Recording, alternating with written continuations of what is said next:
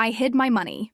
When I heard my daughter say I'd disappear soon, it wasn't said out loud to me, but in a hushed, dismissive tone that cut through the air like a cold blade. I felt that sentence like a wound, raw and stinging. Today, I'm going to tell you something I never thought I would share. And if for even a second this feels familiar, I only ask that you like this video and subscribe. It will help me keep opening my heart. My name is Margaret, and I'm 74 years old. I live in Chicago's South Side, where the winters bite harder than the disappointments life serves you. That Saturday morning when everything changed, I was wearing my old burgundy cardigan, the one with the loose button I kept meaning to fix but never did. My fingers were wrapped around a cup of coffee that had gone cold while I folded laundry at the kitchen table. The smell of fabric softener mixed with the lingering aroma of breakfast bacon, creating a false sense of warmth in a house that had grown increasingly cold over the years. I was smoothing out one of my daughter's blouses.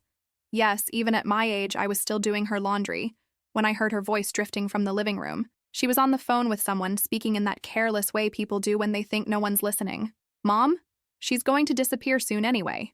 I don't even know why I bother pretending to care anymore. The words hit me like ice water. My hands froze mid-fold, gripping the fabric so tightly my knuckles turned white. I felt my breath catch in my throat, that familiar burning sensation that comes right before tears. But I didn't cry. Not then. Instead, I stood there in my kitchen, surrounded by the sounds of Chicago waking up. The rumble of the L train, the neighbor's dog barking, children laughing on their way to school. And I realized that in my own home, I had become invisible. The irony wasn't lost on me. Here I was, in a neighborhood bursting with life, feeling more alone than I ever had in my entire life. The South Side has always been a place where families stick together, where neighbors look out for each other, where respect for elders isn't just expected. It's sacred. But somehow, within the walls of my own house, those values had crumbled like old mortar. I set down the blouse and walked to the window, pressing my palm against the cool glass. Outside, Mrs. Rodriguez was tending to her garden, her grandchildren playing at her feet. She caught my eye and waved, her smile genuine and warm. I waved back, wondering when the last time was that anyone in my own family had looked at me that way. The house felt different after hearing those words. Every creak of the floorboards, every hum of the refrigerator, every tick of the grandfather clock in the hallway seemed to echo with that phrase, "She'll disappear soon," as if I was already fading, already becoming a ghost in my own life. I thought about the black and white photograph on the mantle, the one from 25 years ago when we all went to Wisconsin Dells for vacation. In that picture, we're all laughing. My daughter Sarah's arm is around my shoulder, my son Michael is making bunny ears behind her head, and my husband Robert is holding our newest addition, little Lily, just 2 years old, gap-toothed and grinning. We looked like a family then. We looked happy.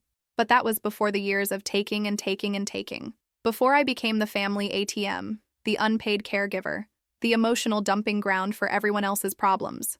Before my own dreams got buried under the weight of everyone else's needs. I remember when Sarah first asked me for money. She was 26, fresh out of college with a degree she'd never use and debts that seemed to multiply like weeds. "Mom, can you help with my student loans? Just this once?" That just this once became a monthly expectation. Then came Michael's car payments, Robert's gambling debts he thought I didn't know about, and 100 other emergencies that somehow always became my emergency. The worst part wasn't the money. Money I could live without. The worst part was how they made me feel like I should be grateful they even acknowledged my existence. Like I should thank them for allowing me to solve their problems, clean their messes, and fund their mistakes. I had worked for 42 years at Brookfield Bakery on 79th Street. 42 years of getting up at 4 in the morning, kneading dough until my hands ached, decorating cakes for other people's celebrations while missing my own family moments. I saved every penny I could, living modestly, buying generic groceries, wearing the same clothes year after year. I thought I was building something, a legacy, a security blanket, money that could help my family when they really needed it.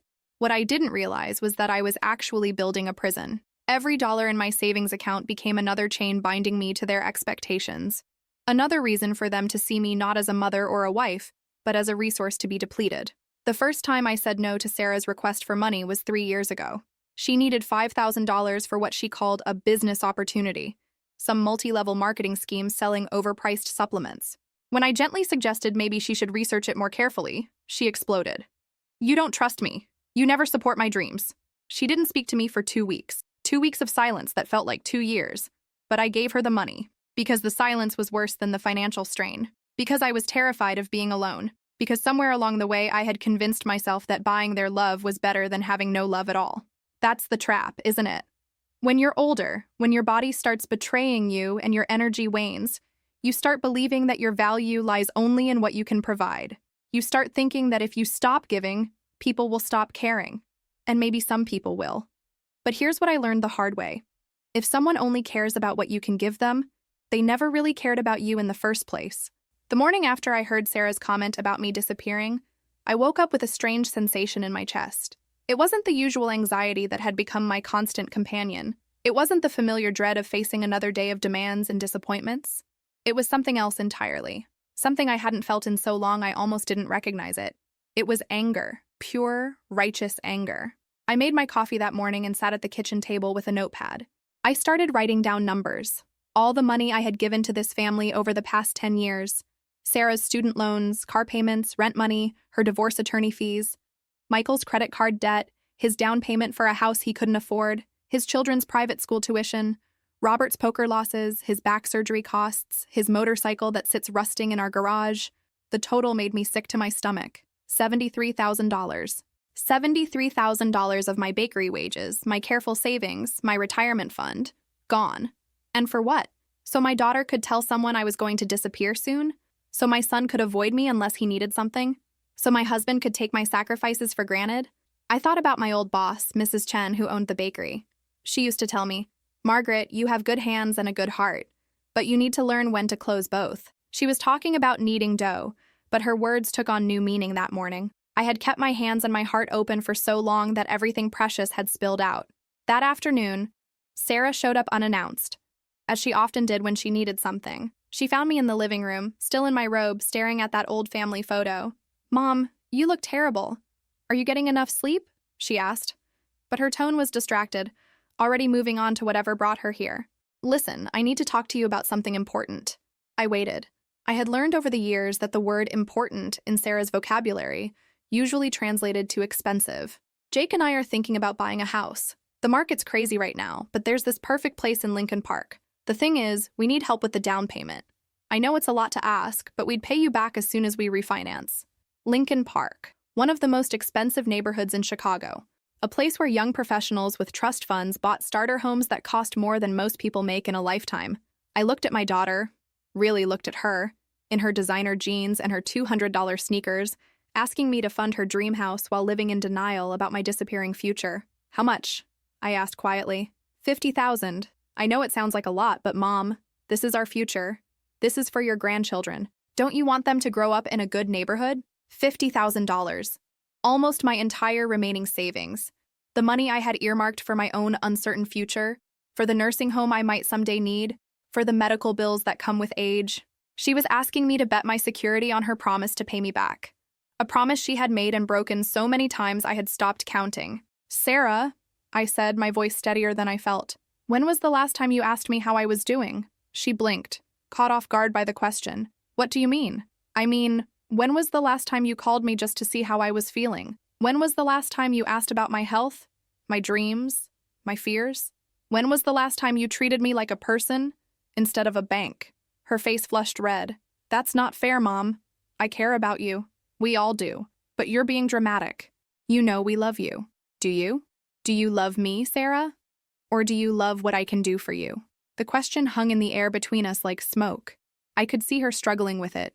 Could see the moment she decided to deflect rather than answer honestly. "I can't believe you're making this about you. Jake and I are trying to build a life together, trying to give your grandchildren opportunities, and you're making it about yourself. This is exactly why I told Rebecca you've been acting strange lately." Rebecca. So that's who she had been talking to on the phone. Rebecca, her college friend who had always looked down on our family, who had never hidden her disdain for our South Side address and our working-class roots. The idea of Sarah discussing my mental state with someone who had never shown me an ounce of respect was almost as painful as the original comment. "Strange how?" I asked. "Selfish. Bitter. You used to be so generous, so understanding. Now you question everything, you make everything difficult. Honestly, Mom, sometimes I wonder if you're getting dementia or something." Dementia. She was suggesting I had dementia because I had started asking questions about where my money was going, because I had started valuing my own needs alongside everyone else's. because I had started acting like a human being instead of a vending machine. Get out, I said quietly. What? Get out of my house. Now. Sarah's mouth fell open. In all our years of disagreements, I had never asked her to leave. I had never set a boundary that firm. I had never chosen my own dignity over keeping peace. Mom, you're overreacting. Let's talk about this like adults. Like adults? Adults don't ask their 74-year-old mothers to finance their Lincoln Park dreams. Adults don't diagnose their parents with dementia for having opinions. Adults say thank you. Adults say I love you without expecting a check in return. Get out, Sarah. I need time to think. She stood up, her face cycling through shock, anger, and something that might have been fear. Fine, but don't expect me to come running back when you're ready to apologize. And don't expect Jake and me to keep including you in everything if you're going to be difficult. The threat was supposed to hurt me. For years, it would have worked. The fear of being excluded, of missing out on family moments, of being cut off from my grandchildren. That fear had controlled me for so long. But sitting there in my living room, watching my daughter try to manipulate me into funding her lifestyle, I felt something shift inside me. Sarah, I said as she gathered her purse, I heard what you said yesterday. About me disappearing soon. She froze. I watched the color drain from her face. I want you to know something. When I disappear, it's going to be on my terms. Not yours. Not anyone else's. Mine. After she left, I sat in the silence of my house and really listened to it for the first time in years. Without the constant noise of other people's needs. Without the television blaring shows I didn't want to watch. Without the phone ringing with requests I couldn't refuse. The quiet was actually peaceful. I made myself a proper dinner that night. Not the quick sandwiches and canned soup I usually ate while cooking elaborate meals for everyone else. I grilled a small steak, made roasted vegetables, opened a bottle of wine that had been sitting in my pantry for 3 years waiting for a special occasion. At 74, I decided every day I chose myself was special enough. The next morning, I did something I hadn't done in decades. I called in sick to my volunteer job at the community center, another obligation I had taken on because I felt guilty about having free time, and I spent the day doing absolutely nothing productive. I read a romance novel. I took a bubble bath in the middle of the afternoon. I painted my nails a bright red color that Sarah had once said was too young for me. It was terrifying and exhilarating at the same time.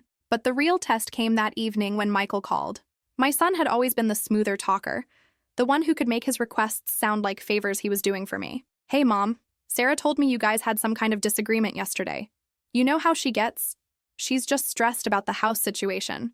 But listen, I was wondering if you could help me out with something small while I'm thinking about it. Something small. In Michael's language, that usually meant something expensive that he wanted to minimize. What is it, Michael? Well, Emma's piano recital is coming up and she needs a new dress. Something nice, you know? And the piano lessons are getting expensive, and I was thinking maybe you could help out for a few months, just until I get this promotion sorted out. Emma, my granddaughter, Michael's 8-year-old daughter. Using her as leverage was a new low, even for him. How much are we talking about? Just $300 for the dress and maybe $400 a month for the lessons. It's an investment in her future, Mom. You always said education was important. $700, plus $400 a month indefinitely, for piano lessons and a dress for a child whose father drove a BMW and whose mother wore jewelry worth more than my monthly Social Security check. Michael, I said, when's the last time Emma called me? There was a pause. What do you mean? I mean, when's the last time your daughter called her grandmother just to say hello? When's the last time you brought her over here for a visit that wasn't about asking for something? Mom, she's 8 years old. Kids don't just call people. I called my grandmother every week when I was 8. My mother made sure of it. She taught me that family relationships require effort, not just when you need something. Look, if you don't want to help with Emma's education, just say so. But don't make it about some imaginary slight. We're all busy, Mom. That's life. Imaginary slight? My loneliness, my invisibility, my years of being taken for granted. All imaginary. All in my head. All the delusions of an old woman who should be grateful for whatever scraps of attention her family threw her way. You know what, Michael? You're right. I don't want to help. The silence on the other end of the phone was deafening. What did you just say? I said I don't want to help. Figure it out yourself. Mom, are you feeling okay? This isn't like you. There it was again. The suggestion that standing up for myself was a sign of mental illness. That having boundaries was evidence of decline. That being anything other than endlessly giving was proof I was losing my mind. I'm feeling better than I have in years, I said, and hung up the phone. My hands were shaking, but not from fear this time. From adrenaline. From the rush of finally saying no. from the liberation of choosing myself for once in my life. That night, I couldn't sleep. Not because I was anxious about the consequences of my actions, but because I was energized. I felt like I had rediscovered a part of myself that had been buried for so long I had forgotten it existed. I got up and made myself some tea, and I sat at my kitchen table with a pen and paper. I started writing a list, not of what I owed other people, but of what I wanted for myself, what I had always wanted but had never prioritized. I wanted to travel. I had never been west of the Mississippi River. I wanted to see the Grand Canyon, the Pacific Ocean, the redwood forests of California. I wanted to learn something new, maybe a language, maybe art, maybe how to use a computer properly. I wanted to make friends who cared about me for who I was, not what I could provide. I wanted to wake up in the morning and feel excited about the day ahead instead of dreading the demands it would bring. I wanted to feel valued, respected, loved for who I was instead of what I could give. The list was longer than I expected. Somewhere along the way, I had accumulated a lifetime of deferred dreams, postponed pleasures, and abandoned ambitions, all in service of other people who had never thought to ask what I wanted for myself. The next few days were strangely peaceful. No one called asking for money. No one dropped by with urgent requests. No one needed me to solve their problems or fund their mistakes. For the first time in decades, my time was my own. I used that time to take care of practical matters I had been putting off. I made appointments with my doctor, my dentist, my attorney. I organized my financial records and was shocked to discover that my net worth was much lower than I had thought. Years of giving had depleted not just my savings, but my retirement accounts, my emergency fund, everything I had worked so hard to build. But I also discovered something else. Hidden in an old jewelry box in my bedroom closet was a small collection of gold coins my father had given me 50 years ago. I had forgotten about them completely, but they were worth nearly $20,000 now. $20,000 that no one else knew about. $20,000 that represented a fresh start. I took those coins to a dealer on the north side, a quiet man who didn't ask questions and paid in cash. Walking out of his shop with $20,000 in my purse felt like winning the lottery. Not because of the money itself, but because it represented possibility. It represented independence. It represented my ability to make choices based on what I wanted instead of what other people expected. My first choice was to open a new bank account at a different bank, not the community bank where I had done business for 30 years, where the tellers knew my family and might feel obligated to share information. A large, anonymous bank downtown where I was just another customer, where my financial privacy would be respected. My second choice was to rent a safe deposit box and move my important papers there. My birth certificate, my marriage license, my father's coins that I hadn't sold, my grandmother's wedding ring, things that belonged to me and me alone. My third choice was to change the locks on my house.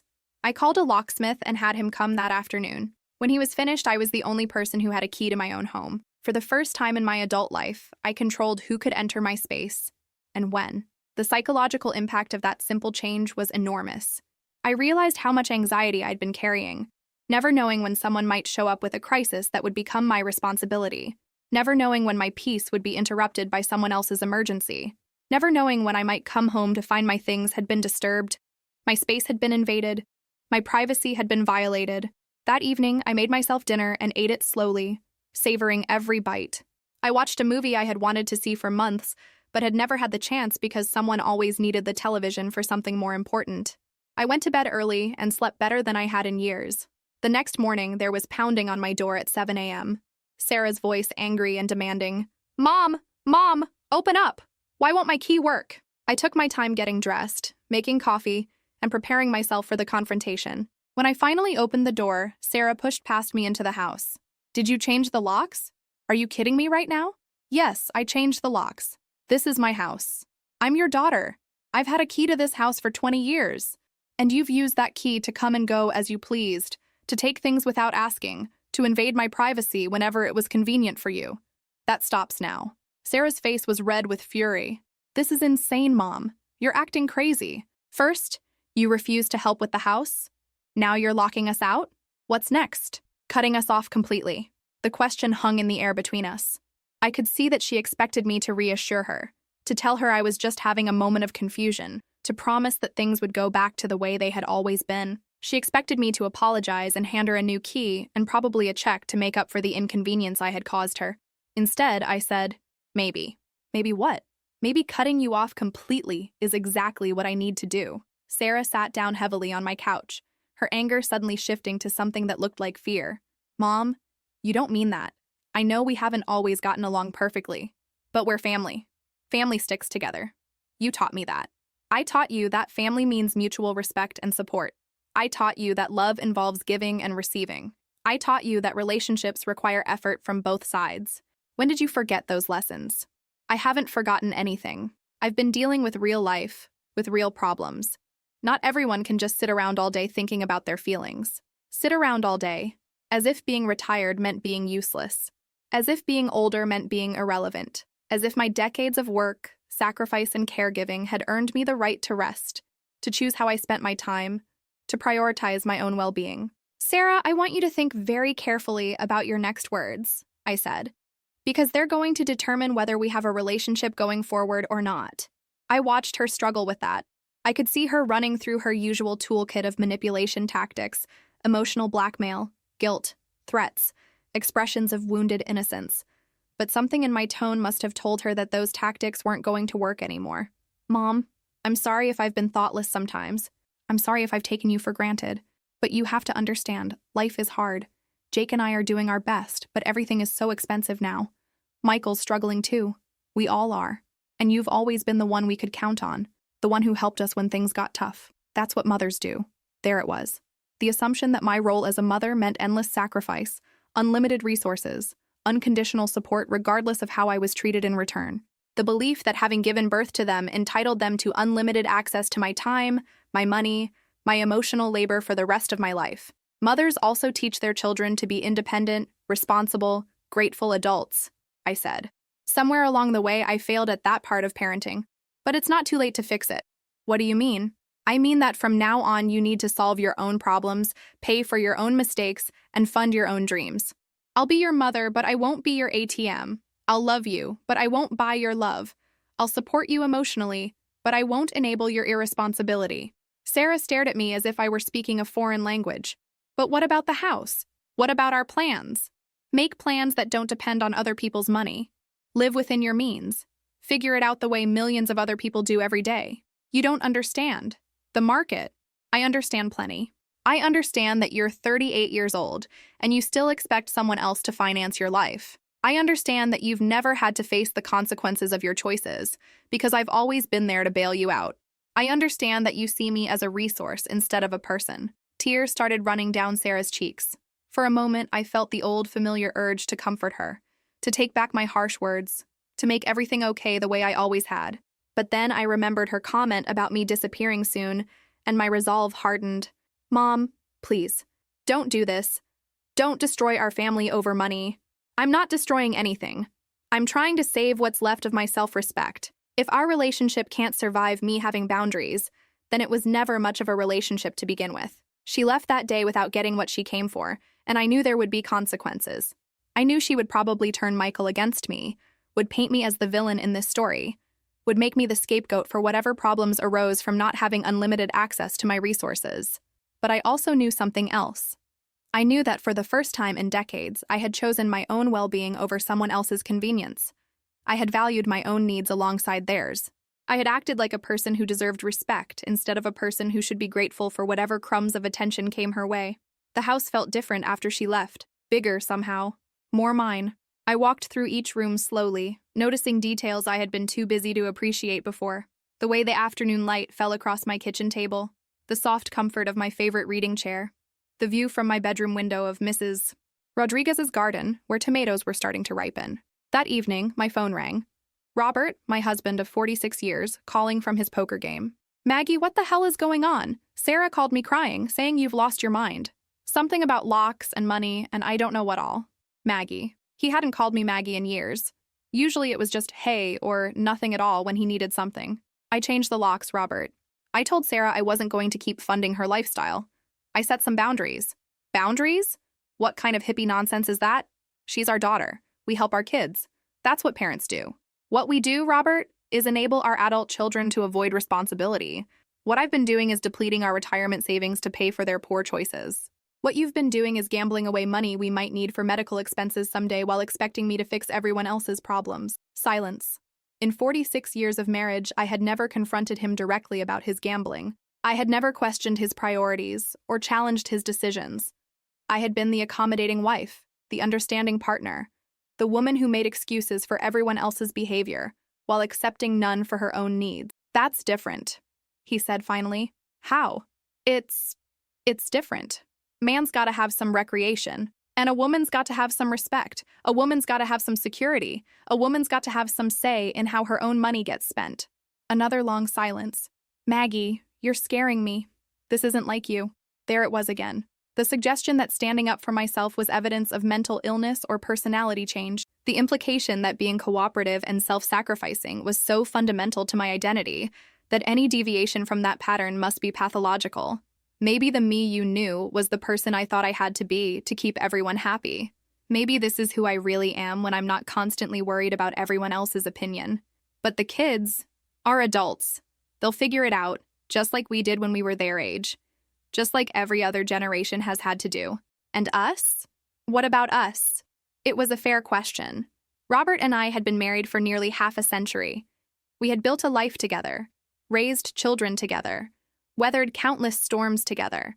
But somewhere along the way, I had lost sight of where he ended and I began. I had become so focused on being the wife he needed, the mother our children needed, the grandmother our grandchildren needed, that I had forgotten to be the woman I needed. I don't know, Robert.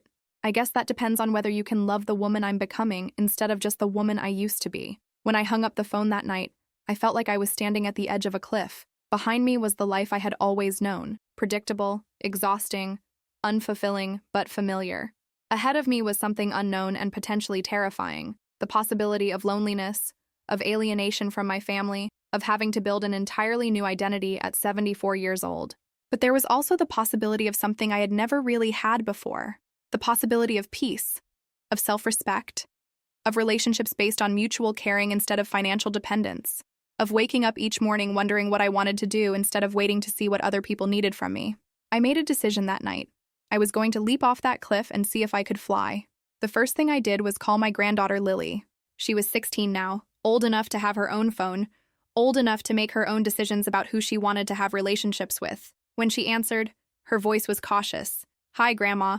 Mom said you and she had a big fight." "We had a disagreement," I said carefully. "What did she tell you?" "She said you were being mean about money and that you might not want to be part of the family anymore."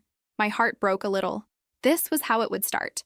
The narrative would be crafted to make me the villain, to make my requests for respect look like cruelty, to make my boundaries look like rejection. "Lily, honey, I want you to know that I will always want to be part of your life. No matter what happens between your mother and me, that will never change. But I also want you to know that grown-ups sometimes have to make difficult decisions about how they let other people treat them." "Are you mad at me too?" "Oh, sweetheart, no. I'm not mad at you at all. I love you more than you know. But I've realized that I've been letting people take advantage of me for so long that I forgot how to stand up for myself. I'm trying to remember how to do that. Mom says you changed the locks so we can't visit you anymore. I changed the locks because I want people to ask permission before they come into my house, the same way I would ask permission before going into theirs. If you want to visit me, all you have to do is call first. That's not asking too much, is it?" "I guess not." "Grandma, are you okay? Like, really okay? Everyone's acting like you're sick or something." Smart girl. She could sense the undercurrents, the way adults were talking about me like I was fragile or unstable, rather than just tired of being mistreated. "I'm healthier than I've been in a long time, baby girl. I'm just finally learning to take care of myself the way I've always taken care of everyone else." We talked for another 20 minutes, and it was the most honest conversation I had had with anyone in months. She told me about school, about her boyfriend, about her plans for college. I told her about the books I was reading, the places I wanted to travel, the art class I was thinking about taking. For the first time in years, we talked like two people who were genuinely interested in each other's lives instead of just going through the motions of family obligation. When we hung up, I felt hopeful in a way I hadn't expected. Maybe I wouldn't lose everyone. Maybe some relationships could survive the transition from me being a giver to me being a whole person. Maybe some people actually cared about who I was instead of just what I could provide. The next few weeks were a test of that hope. Michael called several times, increasingly frustrated by my refusal to fund Emma's piano lessons and new wardrobe. Sarah sent a series of text messages that ranged from apologetic to angry to manipulative. Robert stayed at his brother's house for a week, apparently waiting for me to come to my senses and apologize for whatever breakdown he thought I was having. But But I also started getting different kinds of calls. Lily called every few days just to chat. My neighbor, Mrs. Rodriguez, knocked on my door with homemade tamales and an invitation to join her book club. My old friend Janet from the bakery, who I had lost touch with after I retired, reached out after hearing through the neighborhood grapevine that I was going through something. When I explained what was really happening, she laughed so hard she nearly choked on her coffee. "Margaret Miller, it's about damn time," she said. "I've been watching you kill yourself for other people for 30 years, wondering when you were going to wake up and realize that martyrdom isn't actually a virtue." Janet became my lifeline during those difficult weeks. She had been through something similar with her own adult children, not the financial exploitation, but the emotional taking for granted, the assumption that her time and energy were unlimited resources. She had set boundaries 5 years earlier, and while it had been painful initially, her relationships with her kids were healthier now than they had ever been. "The ones who really love you will adjust," she told me over lunch at a little cafe in Hyde Park. "They'll be mad at first, because change is always uncomfortable. But if they're decent people, they'll eventually realize that you're not asking for anything unreasonable. You're just asking to be treated like a human being instead of a service provider. And the ones who don't adjust?" Janet's expression grew serious. "Then you'll learn who they really are. And that knowledge, as painful as it might be, is still better than living a lie." I thought about that conversation as I sat in my living room one evening, looking at family photos scattered across my coffee table. I was trying to decide which ones to keep displayed and which ones to put away, not out of anger, but out of self-preservation. Some of those pictures represented memories that brought me joy. Others represented years of giving more than I got, of loving people who saw that love as an entitlement rather than a gift. The photo from our Wisconsin Dells vacation was one I couldn't decide about. We had looked so happy that day, so much like the family I had always dreamed of having. But looking at it now, I could also see what I had missed at the time. The way I was standing slightly apart from the group, the way my smile looked tired even in the midst of laughter, the way I was holding everyone's coats and bags while they posed carefree for the camera. Even in our happiest moments, I had been in service to everyone else's happiness. I was still staring at that photo when there was a knock at my door. When I opened it, I found Robert standing on my porch, looking older and more uncertain than I had seen him in years. "Can I come in?" he asked quietly. I stepped aside to let him pass, noting that he had asked permission instead of just walking in. It was a small thing, but it felt significant. "I've been thinking about what you said," he began, settling into his usual chair but somehow looking uncomfortable there. "About the gambling, about the money, about everything." I waited. 46 years of marriage had taught me that Robert needed time to work up to difficult conversations. I talked to my brother about it, about us, about what's been happening. Robert's brother Don was a retired therapist, the kind of man who listened more than he talked and asked questions that made people think. I had always liked him, but Robert had always been slightly intimidated by him. What did he say? He said I'd been taking you for granted. He said I'd been treating you like hired help instead of a partner. He said if I didn't figure out how to appreciate what I had, I was going to lose it. It was more self-awareness than Robert had shown in decades, but I had learned to be cautious about accepting apologies that weren't backed up by changed behavior. "And what do you think about that?" Robert was quiet for a long time, staring at his hands folded in his lap. "I think he's right. I think I've been coasting along, expecting you to handle everything while I did whatever I wanted. I think I forgot that marriage is supposed to be a partnership, not a dictatorship with unpaid labor." The phrase unpaid labor surprised me. It wasn't language I would have expected him to use, which meant he really had been thinking about this seriously. "Robert, I need you to understand something. I'm not the same person I was a month ago. I'm not going back to the way things were, even if it means losing everyone I care about. I can't live that way anymore. It was killing me." He nodded slowly. "I can see that now. Don helped me see it. He asked me when the last time was, that I had done something just to make you happy, not because I needed something from you." I couldn't answer him, Maggie. I couldn't think of a single example. The admission hung in the air between us. It was honest and painful, and long overdue. "So where does that leave us?" I asked. "I don't know. I guess it leaves us starting over if you're willing to try that with me. Starting over at 74 and 76 years old." It sounded almost absurd, but also oddly appealing. We had been married so long that we had stopped growing together and started just existing together.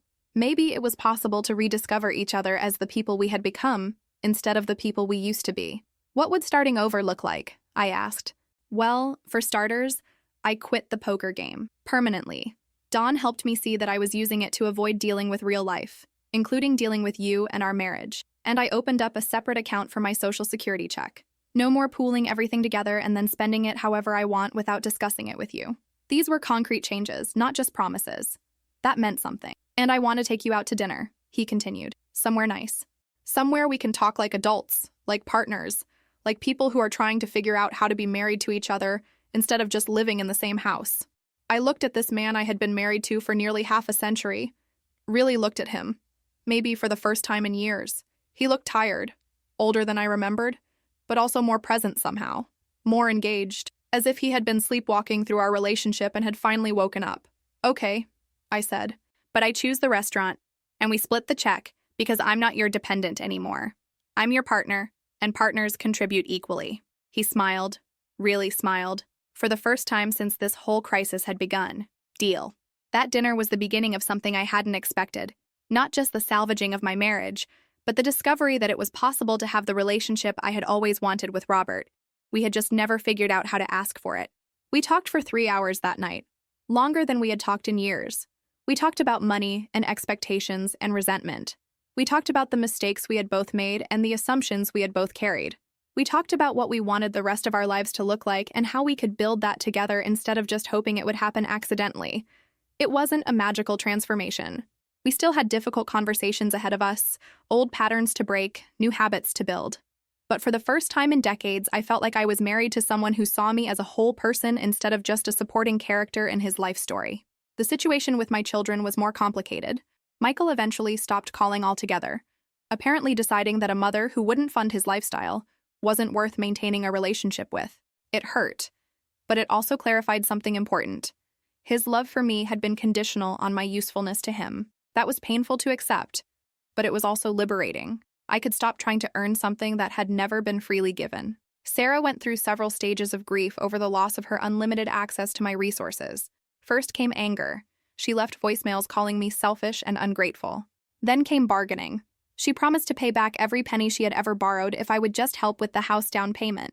Then came manipulation. She started bringing Emma and little Jake Jr. by unannounced, hoping their presence would guilt me into resuming my role as family ATM. Each of these tactics had worked in the past, but this time I held firm. I loved my grandchildren, but I wasn't going to let them be used as emotional weapons against me. I told Sarah that she was welcome to bring them for visits, but only by arrangement, and only if she could respect my boundaries while she was here. The breakthrough came 3 months after our first confrontation. Sarah showed up at my door on a Tuesday evening, alone and looking exhausted. When I let her in, she sat down at my kitchen table and started crying. "I don't know how to do this," she said. "I don't know how to be an adult without you fixing everything for me." It was the first honest thing she had said to me in years. "What do you mean?" I asked gently. "I mean, I'm 38 years old, and I've never had to face the consequences of my own decisions because you were always there to bail me out. I've never had to stick to a budget because I knew you would cover whatever I couldn't afford. I've never had to say no to myself because I could always ask you to say yes." She looked up at me with tears streaming down her face. "Mom, I think I might be a terrible person." "You're not a terrible person, Sarah. You're a person who got used to having unlimited resources, and now you have to learn to live within limits like everyone else. It's hard, but it's not impossible." "But what if I can't do it? What if I fail?" "Then you'll learn from your mistakes and try again." That's what growing up means, learning to handle failure without someone else rescuing you from it.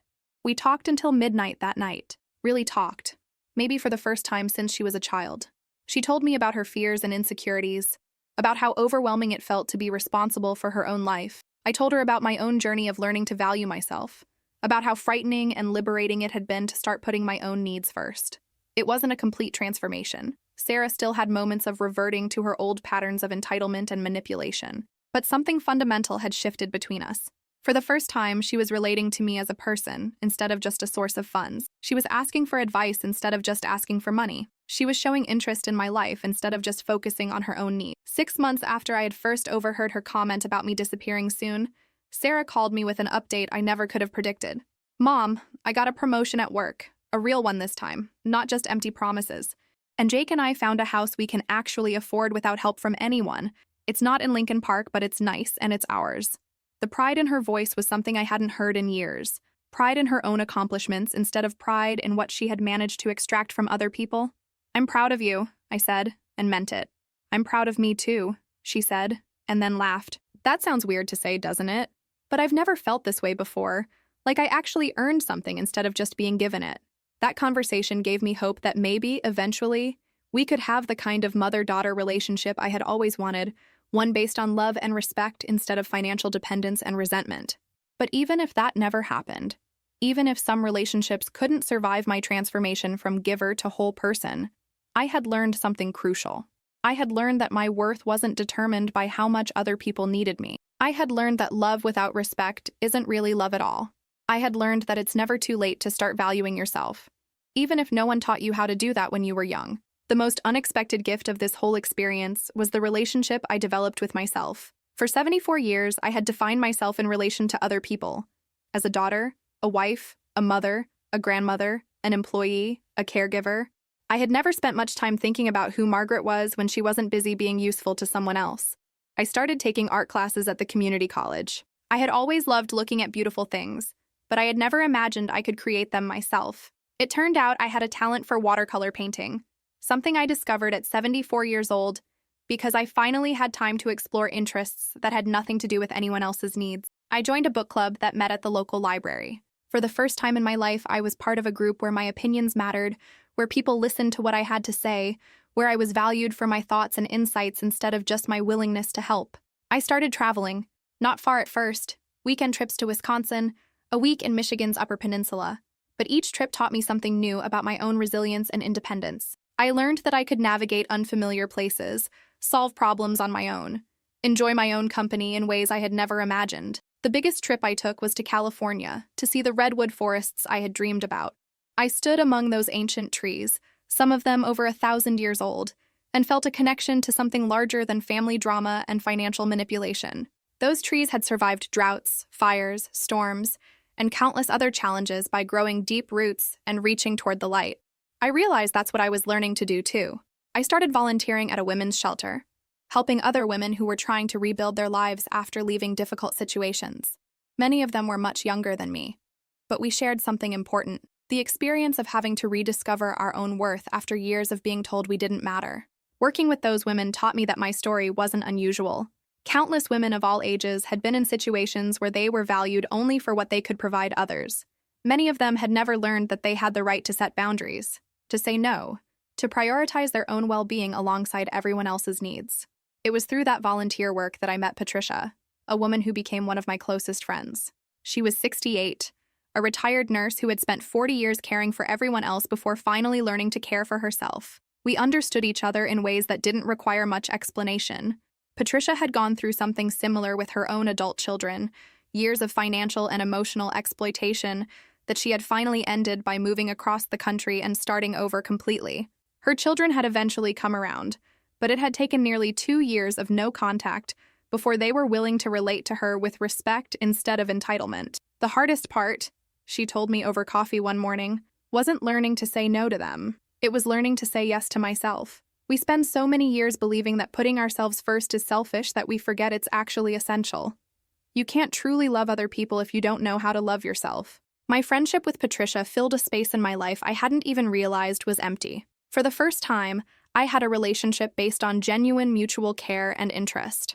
We checked on each other not because we needed something, but because we genuinely cared about each other's well-being. We shared our thoughts and feelings not because we were required to by family obligation, but because we enjoyed each other's company. Through Patricia, I met other women who had gone through similar experiences of late-in-life liberation. We formed an informal support group that met monthly to share stories, offer encouragement, and celebrate each other's victories. We called ourselves the Late Bloomers, and there was something powerful about being surrounded by women who understood that it's never too late to start living authentically. 1 year after that awful morning when I overheard Sarah's comment about me disappearing soon, I threw myself a party. Not a birthday party or a holiday celebration, but a rebirthday party.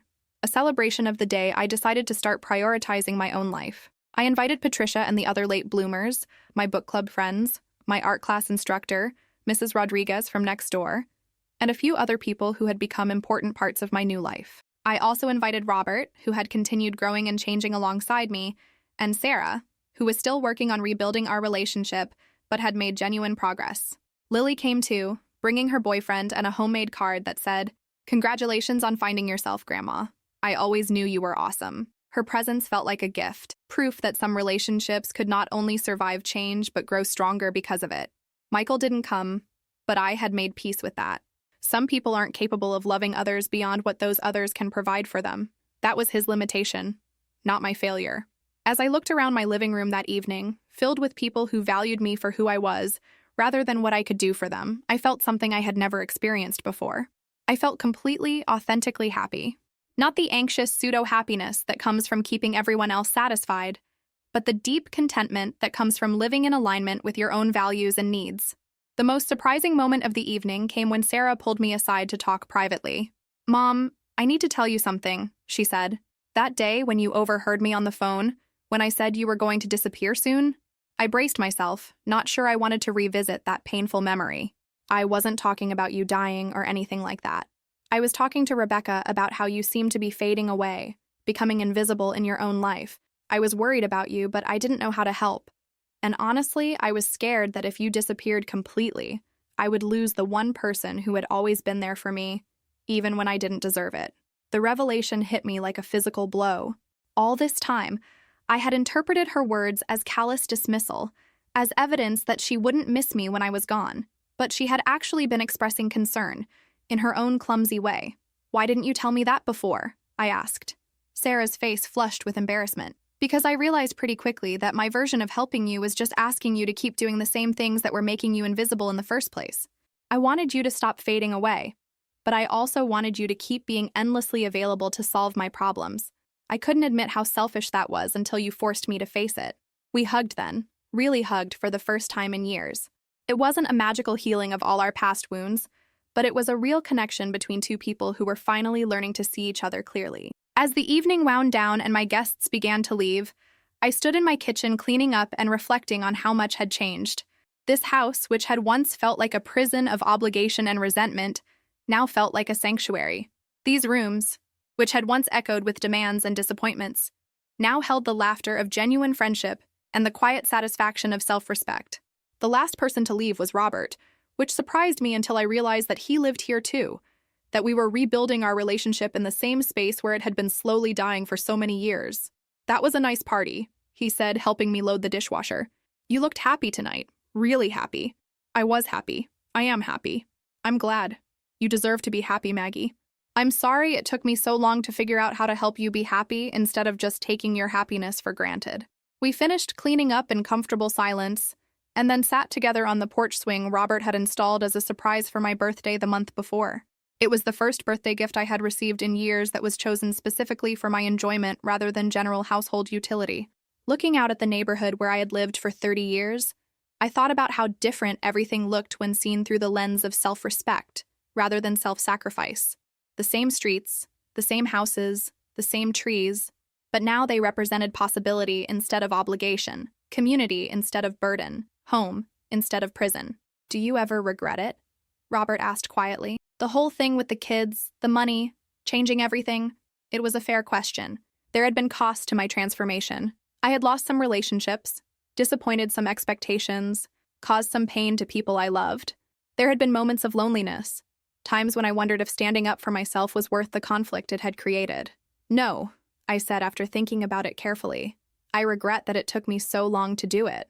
I regret all the years I wasted being miserable in the name of keeping other people happy. I regret teaching my children that I didn't deserve respect by never demanding it. But I don't regret saving myself." We sat in comfortable silence, watching the sun set over the south side of Chicago. The same sun that had set on countless days of exhaustion and resentment now seemed to be setting on a completely different life. Not because the external circumstances had changed dramatically, but because I had learned to value myself as much as I valued everyone else. That night, I lay in bed thinking about the phrase that had started this whole journey. "She'll disappear soon." In a way, Sarah had been right. The version of me that had existed before was disappearing. The woman who said yes to everything, who gave until it hurt, who measured her worth by how much others needed her, that woman was fading away. In her place was someone I was still getting to know. Someone who could say no without guilt. Someone who could ask for what she needed without shame. Someone who understood that loving others didn't require sacrificing herself. That being useful wasn't the same as being valuable. That respect was not negotiable. The most beautiful part of this transformation was that it hadn't required me to become hard or bitter or closed off from love. I still cared deeply about my family, still wanted the best for them, still felt joy in their successes and concern for their struggles. But now I cared about them from a position of strength rather than depletion. I loved them as a whole person, rather than as someone whose identity was entirely defined by their needs. 2 years later, I can honestly say that every relationship in my life is better because I learned to value myself. The relationships that were based on genuine care survived and grew stronger. The relationships that were based on what I could provide naturally faded away, making room for connections built on mutual respect and authentic affection. Sarah and I now have coffee together every few weeks, and she tells me about her life not because she needs something from me, but because she wants to share it with me. Michael and I don't have much contact, but the few conversations we've had have been more honest than anything we shared during the years when I was funding his lifestyle. Robert and I are learning to be married to each other as equals rather than just coexisting as caregiver and dependent. Most importantly, I've learned to be comfortable with my own company, to enjoy my own thoughts, to appreciate my own accomplishments. I've discovered interests I never had time to explore, developed friendships I never had energy to maintain, found peace I never thought possible. I think about that often when I'm painting in my little studio, or reading with my book club, or volunteering with women who are just beginning their own journeys towards self-respect. I think about all the women who believe they don't have the right to prioritize their own needs, who think that loving others requires sacrificing themselves, who have forgotten that they are valuable beyond what they can provide to others. If my story resonates with you, if you've spent years being the giver, the fixer, the one everyone counts on while no one truly sees, I want you to know that it's not selfish to value yourself. It's not cruel to set boundaries. It's not wrong to expect respect from the people you love. You don't have to wait until you're 74 to start living authentically. You don't have to wait until you're pushed beyond your breaking point to demand better treatment. You don't have to disappear in order to be appreciated. Start small if you need to. Say no to one request that doesn't serve you. Ask for one thing you need without apologizing. Set one boundary without explaining yourself to death. Choose yourself once without feeling guilty about it. The people who truly love you will adjust. They might be uncomfortable at first, because change always feels threatening to people who benefit from the status quo. But if they're decent people, if their care for you is genuine, they'll learn to respect your boundaries because they'll realize that a happy, healthy you is better than a depleted, resentful you. And the people who can't adjust, who can only relate to you when you're serving their needs, well, that tells you everything you need to know about what they actually feel for you. That knowledge is painful, but liberating. Better to be alone and respected than surrounded and taken for granted. I'm 76 now, and I've never been happier. Not because my life is perfect or because all my problems have been solved, but because I finally learned to treat myself with the same kindness I've always shown to others. I learned that disappearing on my own terms was actually the first step toward becoming fully visible as the person I was meant to be. Have you been waiting too long to stand up for yourself? Have you been measuring your worth by how much others need you instead of by your own inherent value as a human being? I hope my story helps you remember that you matter too, that your needs are important too, that your happiness counts too. Please share your thoughts in the comments below. Have you ever found yourself in a situation where you felt taken for granted by the people you love most? Remember to like this video if it spoke to you, and subscribe to help me continue sharing these truths that so many of us need to hear. Together, maybe we can help each other learn to value ourselves before we disappear entirely. Thank you for listening to my story. Thank you for caring enough to hear about an old woman's journey from martyrdom to self-respect. Thank you for reminding me that my voice, my experience, my truth still matters. Now go out there and make sure yours matters too.